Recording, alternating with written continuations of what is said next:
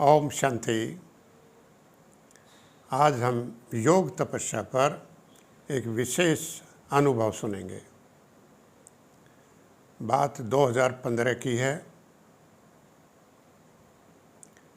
14 नवंबर सुबह अमृत वेला 4 बजे मैं आत्मा फरिश्ता बन सूक्ष्म वतन में बाप दादा के सम्मुख पहुंची। समय लगभग 4 बजे। मैंने बाप दादा के पैरों को छुआ। अब शिव बाबा कहता है मेरे तो पैर नहीं हैं, लेकिन ब्रह्मा फरिश्ते के तो पैर हैं। वो अब संपूर्ण पवित्र, संपूर्ण देवता है। गाते हैं ना, ब्रह्मा देवता है नमः। तो ऐसे मानकर मैंने नमन किया और बाप दादा ने दोनों हाथों से मेरे ऊपर वरदान बरसाए। महान आत्मा भाव का पहला वरदान बरसाया। किरणें आ रही और मैं उसको आत्मसात कर रहा। राज ऋषि भाव, मास्टर सर्वशक्तिवान भाव, विश्व कल्याणकारी भाव, विघ्न विनाशक भाव, विजय भाव, पद्मा पद्म भाग्यशाली भाव आदि वर्षान बाबा वरदान बरसा रहा और एक एक वरदान का मैं बड़ा रसपान कर रहा। उस समय बहुत आनंद आ रहा था मुझे। तो देखता हूँ कि तुरंत बाप दादा तो गायब हो गए और लगभग 15 फीट की दूरी पर शंकर देवता खड़ा हुआ दिखाई देता है। पोजीशन ये उस समय जैसे मैं बैठा हूँ और शंकर देवता मुझे देखकर बहुत मीठी मुस्कान फेंक रहे थे। मैंने उनको देखा। जटाओं में अर्धचंद्र जो शांति का प्रतीक है। त्रिशूल हाथ में नहीं था। सुंडी के आसपास जैसे शेर की छाल होती है वो लिपटी हुई एक तपस्वी सा रूप उनका दिख रहा। मुझे कहने लगे संकल्पों से, क्योंकि वहाँ तो संकल्पों की भाषा सूक्ष्म वतन में। शंकर देवता बोले, बच्चे। मैंने कहा हाँ बाबा। बच्चे, अब तुम्हारा तपस्वी रूप धारण करने का समय आ गया है। मैंने कहा अच्छा बाबा। हाँ बच्चे। ऐसा कह के और शंकर देवता धीरे धीरे पीछे गायब हो गए, लुप्त हो गए। तो फिर मैं योग आदि करने के बाद सारा दिन मनन चिंतन चलता रहा कि अब तक मैं जो योग कर रहा हूँ, जो भी साधना कर रहा हूँ, शतोप्रधान योग है, ज्वालामुखी योग है, मनसा सेवा योग आदि जो भी करता हूँ, क्या वो तपस्या नहीं है? अब ये प्रश्न वस्तुतः केवल मेरा नहीं, सभी ब्रह्मा कुमारियों का प्रश्न है। क्या जो कुछ हम कर रहे हैं वो तपस्या नहीं है क्या? तो ये प्रश्न अनसुलझा रह गया। तो अगले दिन फिर सुबह अमृत वेला उसी टाइम लगभग 4 बजे मैं सूक्ष्म वतन में था। बाप दादा से ऐसे ही वरदान ले रहा था। आनंद विभोर हो रहा था और बाप दादा उस समय फिर गायब हो गए। शंकर देवता दिखाई नहीं दिए। तो मैं उस समय फरिश्ता रूप में खड़ा हुआ था और शंकर देवता का आह्वान किया कि शंकर देवता आओ, शंकर देवता प्रकट हो, शंकर देवता आओ। ऐसे में आह्वान कर रहा था तो तुरंत शंकर देवता लाइट शरीरधारी, सूक्ष्म वतनवासी, सूक्ष्म शरीरधारी शंकर देवता सामने खड़े थे।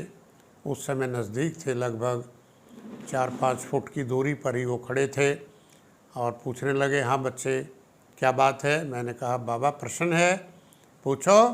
तो मैंने कहा कि बाबा बताओ तपस्या क्या होती है, तपस्या किसे कहते हैं, ये स्पष्ट करो। कहने लगा ठीक है, तुम ऐसा करो। मुझे कहने लगे कि तुम मेरे में समा जाओ। अब उस समय शरीर प्रकाश में जैसे छाया मात्र, छाया छाया में समा सकती है, कोई प्रॉब्लम नहीं। तो शंकर देवता के लाइट के शरीर में मैं लाइट का फरिश्ता समा गया और क्या देखता हूँ कि ओम की ध्वनि, बहुत मीठी ध्वनि, मधुर ध्वनि निकल रही है। ऊपर शिव बाबा परमधाम में ज्योति स्वरूप दिख रहे और मैं आत्मा, और निरंतर ओम की ध्वनि चल रही।